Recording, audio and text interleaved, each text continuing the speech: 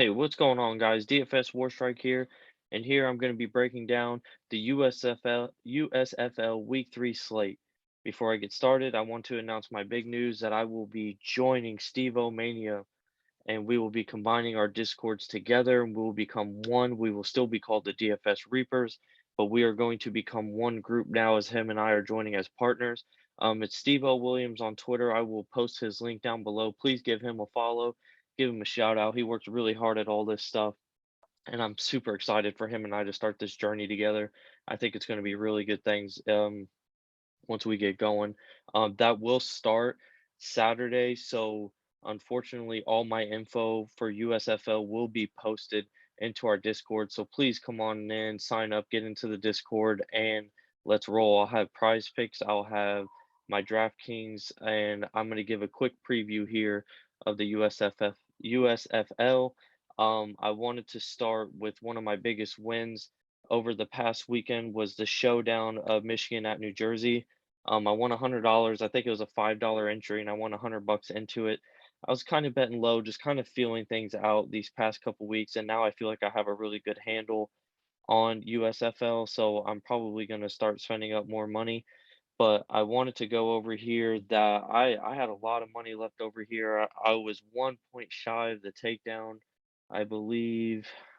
Yeah, he had Victor and I had Panthers defense, and that was the difference here, to get him that point. But it's really easy money, guys. If you really pay attention to the news and you just kind of see who's getting the targets and the shares and stuff like that, it really benefits us, and I think that's going to benefit us here through the week. I will have my player pool posted. I will have all my content and core and all that stuff posted into the Discord Saturday. So please come join us. I'm very excited with this journey with Stevo, and I couldn't be more appreciative of it. All right. So now that we got the previous week over with and the announcement over with, let's get into a preview of this 4-game slate Saturday going into Sunday night. The first game we have is Tampa Bay versus Houston. So I'm going to click on this and just kind of go by positions and just kind of go for a feel of who I like in these games. Going here with Jordan. I think Jordan is kind of high priced. I haven't really seen him do anything yet through the first 2 weeks of the season. Now he will be going up against a Houston team, so maybe we'll see more, but I haven't seen him really do that much. He ran more last week, which was a good sign of it, but I mean, they only put up 3 points and 17 in week one, 20 points combined through the 2 weeks. He just hasn't really looked that flawless. I think he's high priced. I think he can go lower and get some better plays out of there. Now he may draw low ownership considering what he's been the last couple weeks, but I'm probably not going to have too much of him, or he's going to be lower on the pool. BJ Emmons here, I think, is a great play. Tons of shares here, tons of targets, double-digit fantasy points the last 2 weeks.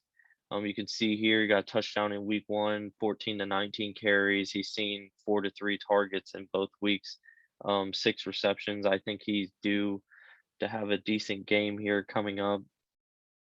Going over to the wide receiver tight end spot. O'Grady here had a disappointing week last week. I was kind of high on him considering how high the targets were with him, but this offense just couldn't get moving at all against New Orleans. And New Orleans has a really good defense from what we've seen the first couple weeks. They make a lot of plays. But he did not look that good. As you can see, he only had 3 targets compared to his 11 the week before. If I'm gonna go to this team, I'm probably gonna stay in this range here. As much as he didn't get a catch last week, he is getting targets 5 and 5, which I think is solid at this point. I mean, against a Houston team, he might be able to make some plays out of those targets. Um, Papali as well. I mean, 4 and 3. Like, I mean, this team just doesn't excite me that much. I just haven't seen anything through the first couple weeks. I want to see more before I do anything with them. But other than that, there's nobody else here that I'm really gonna mess with. Their defense, I don't think is terrible, but I'm probably not gonna go with them this week. You can see like they just haven't really done anything besides the 3 sacks in week one. But other than that, I'm just not really gonna mess with this team until I see more of what they can do. Going over to Houston, you look at Thorson here at 7,600. 27 times last week, but man, he turns the ball over like crazy. 3 interceptions in week 2, 1 interception in week 1, 4 picks in 2 weeks. Completion rating was at 22 for 44. Like that's just not impressive. Um, Fantasy points aren't up there. Touchdowns are decent. Doesn't really run that often. I think he's priced right at about where he should be. Going over to the running back now, I do like this running back combo. Thompson is somebody that I like that sees carries. If you have to go down and pay down for running backs, I mean, you can see 16 carries for 93 yards last week compared to Dawkins, who had 7. So I do think that Thompson's seeing a good load here. Going over to the wide receiver, I don't think you have to pay up here.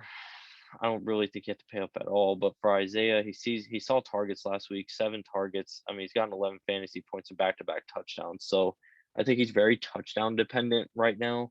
JoJo's not on the team, as you can see, something that I messed up with last week. He's on the inactive roster as of last Friday. But Ratliff Williams and Simmons stepped up here. Now I want you to see why I don't think you have to pay up for people this week, especially at the receiver until DraftKings starts getting this pricing right. Don't worry about pricing when you go through this stuff. Dude, just don't worry about it. If you look at Simmons here, granted Simmons only had 2 catches and one of them was for a 44-yard touchdown. He had 10 targets. 10 targets at 3,900. I'm fine with that. I'll take that all day. It's not going to take much for him to hit value at $3,900, but 10 targets, I mean, he's bound to do something with those opportunities. As long as Ward stays out, I like Simmons. If you don't trust Simmons because of the low percentage on the catch rate, Ratliff Williams is probably my next go-to guy on this team.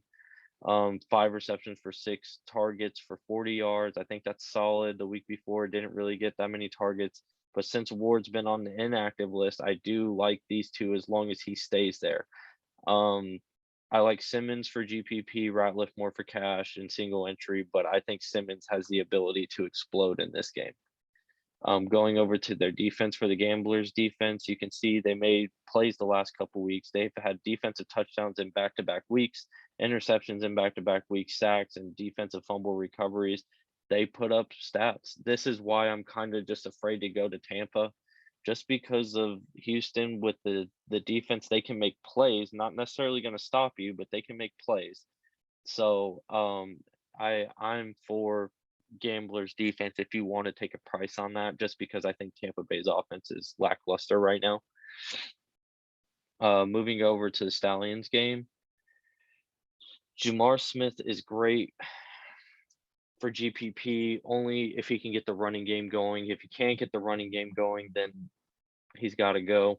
I don't think he's going to be valuable. As you can see last week, I mean, he had 8 carries for 31 yards, 19 fantasy points, 18 fantasy points. I think he needs the run game to get going. That's kind of what opens him up here. But I like Jamar at his price tag. I think that's solid. Birmingham's been pretty solid the first couple weeks statistically for their offense. If you go to CJ here, CJ gets tons of carries at his position. He's had back-to-back weeks with touchdown. He's at 6K. I do like him here. If you can see, he gets targets also in the receiving game, 18 fantasy points in 12. He's had 30 fantasy points the last 2 weeks. Brooks James, this is kind of like why I like CJ more than him. As you can see, he's getting more touches there, not necessarily in the passing game, but more in the rushing game. He is seeing more opportunities. So I do think that is a pretty big difference going into this. Down here, Mitchell the last 2 weeks has been very impressive. As he's caught 8 of his 14 targets with 2 touchdowns, 21 fantasy points, and he's only priced at 8,200. As you can see, Bolden is $1,300 more. Bolden has yet to still find the end zone, but he sees tons of targets, but he's not really getting high yardage on them. So I don't think Bolden's really hitting value at 11 and 9 fantasy points right now. I think you're going to need more from that. But when you got Mitchell, I think you're fine right there. Dropping here to Williams. He caught all 3 of his targets for 88 yards and a touchdown. I would say that that's probably going to be touchdown dependent, but at $4,400, even if you didn't get a touchdown, that was going to be value right there. But we'll see if that production can stay up. But against the New Orleans defense, which we'll look at here as well. Kyle looked amazing last week. He's been limited in practice with the hand shoulder injury, but look at that, 25 for 39, 266 yards, 2 touchdowns against a weak Tampa team. I thought he looked amazing. He even ran one in as quarterback sneak from the 1-2 yard line, was able to pound it in behind the line, but 2 passing touchdowns. The week before, the only thing he wasn't doing was scoring touchdowns. I mean, he had the interception, and then Logan to me is the best player probably in fantasy. With how much usage he gets, you can see the targets there for a running back, 4 receptions the last 2 weeks, and then he's getting double-digit carries as well. I mean, you can't really beat that. I think Logan's probably the best back to have in fantasy right now, with how much he is a dual threat to both sides of the offense. Coming down here, that kind of puts me away from Ellis. I think Ellis is a good play for how cheap he is, but that's only going to work if New Orleans has the lead and they're pounding the run game, but they're not afraid to go to TJ Logan if you watched last week's game as well when it comes to that stuff. $3,800. Adams was seeing everything last weekend. He was seeing all the targets, he was seeing all the throws, a lot of red zone targets as well. He got the 2-point conversion. I think he was really a focal point in this offense last week. And at $3,800, I would take that risk to hope that it will be another focal point for Jonathan Adams. Who else here? Poindexter is a good play. I think Poindexter's fine. He's been limited, but 5 targets last week for 11 fantasy points. DIXON, I probably like more than Poindexter. As you can see, he's had pretty high targets through the first couple weeks of the season. Those are probably the 3 I would roll with if I had to. We can look here at Taylor. You can see last week, yeah, I mean, he had 5 targets, 5 catches. So, I mean, they have some good connections with Kyle. So I do like New Orleans here going over to the Breakers defense. Another defense that makes plays. Had a safety defensive touchdown in week 1 against Philadelphia, but they've had interceptions and defensive fumbles recovered the past 2 weeks. So I do like the Breakers defense going into this one. Now, I'm probably going to stay off them based off how high priced they are, and I think this is probably going to be the shootout game of the week. I think this is going to be a high scoring game. Not saying there won't be turnovers and stuff, but I do think that these 2 teams are going to have probably the highest score on the slate combined. Mainly because I think Houston defensively can slow down Tampa. I think Pittsburgh and Michigan is going to be just an old school slugfest. The only one that could compete with that is New Jersey and Philadelphia. But I do see this one being the high scoring game of the slate. So with like Breakers being $5,000 and where are they at? Stallions being 3,900. I don't like the $5,000 price tag. That's really the only thing that's pushing me away from playing them. But they do get turnovers and stuff. So coming over here, Pittsburgh, I don't really like either one. I don't like Kyle and I don't like Josh Love. I just don't like Pittsburgh. I just don't like this team. If anything, Josh Love's going to be more promising, but it also depends where they're going to go. But with that being said, the run game's the main focus for this team. London and then Garrett. Garrett 18 carries, 16 carries. I mean, that's in a 3-17 game, 23-30 game when they're basically trailing. He's going to see carries here and there. London, I think, gets more involved in the passing game. You see, he had 2 receptions last week. Going over to the receivers, I think Thomas, week 1, he was transferred to the inactive roster, and he was rolled out last weekend. We'll see if he gets moved back in this weekend. If he does, then I'm fine with him. I think he'll be a solid option. If he's not, then I think Bailey here is a solid option. As you can see, he had 9 targets in week 2 and 7 in week 1. And at $4,800, like, you can't pass this up. Like, this is a really good play for his price tag. I don't see the need to go high in the receiver pricing right now, because it seems like the people that are in the mid 4 to high 3s are the ones performing right now. Other than that, Let's look at Hardaway. See, even he had high targets last week, so Hardaway may not be bad. Trey Walker, let's see, 7 targets in week 2. He was one of the people that was moved up to the active roster with Thomas. So obviously, if Thomas comes in, then Trey Walker is probably somebody you don't play. Let's look at their defense. Now, this I think is going to be a low scoring game. It's going to be an old school running game, really. Looking here at the Pittsburgh defense, so you can see they do make plays as a defense. They had a defensive touchdown last week against Philadelphia, 3 interceptions and 2 fumbles on the year with 5 sacks. So, I mean, I do think that this defense can make plays, especially against Michigan.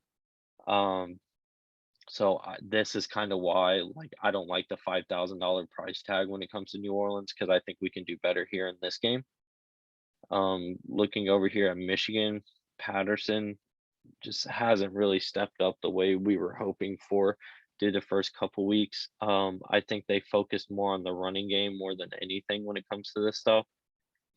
And why not? I mean, you got 2 good running backs. Stevie Scott the third, as you can see here, saw a way low workload compared to week 1, which week 1 he wasn't too bad. Now, I know last week I had SCARLETT as my top running back for his price tag, and he was really cheap last week. As you can see, he was $3,700. Now he's nearly shot up $900 on DK, and I think a lot of that has to do with the usage that he's having. He's had 12 touches and 16 touches through the first 2 weeks.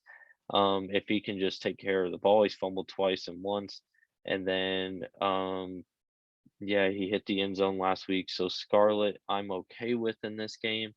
Going over to the receiver side, Lenore Jr. I think is a fine play. As you can see, he's had high targets, 9 and 9 through the first week. Now, if you are going to pay up, I probably like him or Victor Bolden. I'd probably put Lance over Bolden just because Lance has high usage rate, and it's going to be a slugfest, and somebody's going to have to make plays in this game. Other than that, I don't really have interest in anyone else right now. Joe Walker only 1 catch last week. You here see Devin Ross. I mean, 3 and 5. That's not. I don't see anybody worth going to right now. For this Michigan team. Then going over to his defense, it's slow pace. Defense has 2 interceptions and a fumble, but they're not really allowing points, which is a good thing. But I don't think that this team's going to hold up with this Pittsburgh team. I think Pittsburgh's going to take this one. Mainly just because I don't think this Michigan team's clicking at all. At least Pittsburgh can show signs of life, whether it's on the defensive end getting a touchdown or moving the ball offensively. But going over to New Jersey and Philadelphia, Luis Perez, I'm not going to play. I don't know why everybody was so hyped up about him on week 1. Over here, you can see when DeAndre Johnson is running the ball, I mean, he's phenomenal. 12 attempts, 98 yards in week 1, but it looks like Michigan kind of keyed on that. Now, Michigan's going to be a good defense. It's a Jeff Fisher defense, and Jeff Fisher really is good when it comes to that stuff. Just can't move offensively. But DeAndre Johnson, if he can have a running game and it's successful at $7,700, that is going to be completely solid. And I will forever be grateful for that. And then you got Victor here, which Victor had double-digit carries the last couple weeks. But if you look over here at Williams gets involved in the passing game, which he had, look at that, 9 for 9 on receptions right now. Close to double-digit carries last week, just a little bit shy. I do like Trey Williams. He's probably one of my favorite running backs along with Logan this week. Going over to the receiver end, this one kind of depends how you're going to play it. If you're going to get Johnson, there's not really a receiver that I'm going to like. If you look at Satterfield here, see, low, they played a lot of Johnson last week compared to the first week. And he's just not going to throw the ball. It's going to be more of a running game, and they're going to focus on that. But you see Shepard here did see 6 targets. So if I was going to go with anyone, it's probably going to be Shepard. But yeah, other than that, that's really going to be it for me for New Jersey. Then going over to Philadelphia, Brian Scott, he's been my lock of the week the last 2 weeks. Week 1, it didn't pan out. Week 2, it did. So you can see he had 31 fantasy points in week 2 against Pittsburgh as he lit it up for 272 yards, 3 touchdowns, and even 16 yards on the ground and a rushing touchdown. Now he did not practice Wednesday due to a knee injury. So I think he's going to be okay. I think it's more they're just going to rest him until he can play. If he can't play, then I mean everything's going to open up with this team. Not really going to go. If I go to anyone, it'd be Holland. See, that's the thing. Holland in the passing game is decent, but I'm not really going to go to the running game here. See, if I'm going to go to anyone, it'd be Matt. 9 carries, 4 receptions, 10 fantasy points. But this team loves to throw. One of my favorite receivers here is ROWLAND down here at the bottom. Chris ROWLAND. You can see he did not play week 2 due to the shoulder injury, but he is practicing in full again. If you can look at week 1, he was 7 for 9, 74 yards with Scott. So I do think they have a good connection here. Even if you go with ROWLAND here and Scott, you're still saving, you're spending 13.5. So I do think that's a steal here. For these two, for that combination, I think that's going to be great. After that, I would probably look towards Alexander, who is limited in practice. Week 1, he did not play. Week 2, he saw 9 targets. So now that's going to be based off to was he seeing it because ROWLAND was out, or what?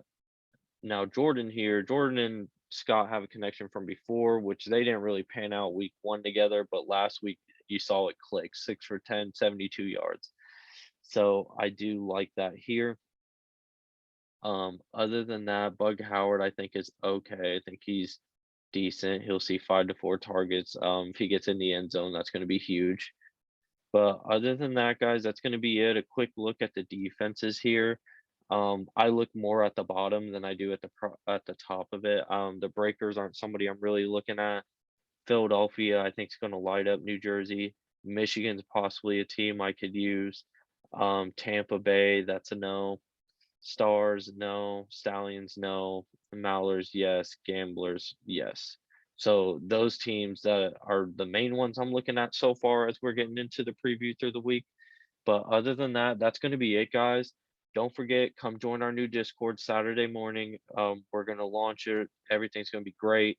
I will have all my content and everything out Saturday morning with the player pool, the core. I might be doing an article that I will get out to you guys tomorrow that gives a little bit more in depth, but all my in-depth and all my plays and favorite plays will all be posted into that Discord along with my prize pick plays. So don't forget to come in and join us, okay? All right, guys, I appreciate it. Take care.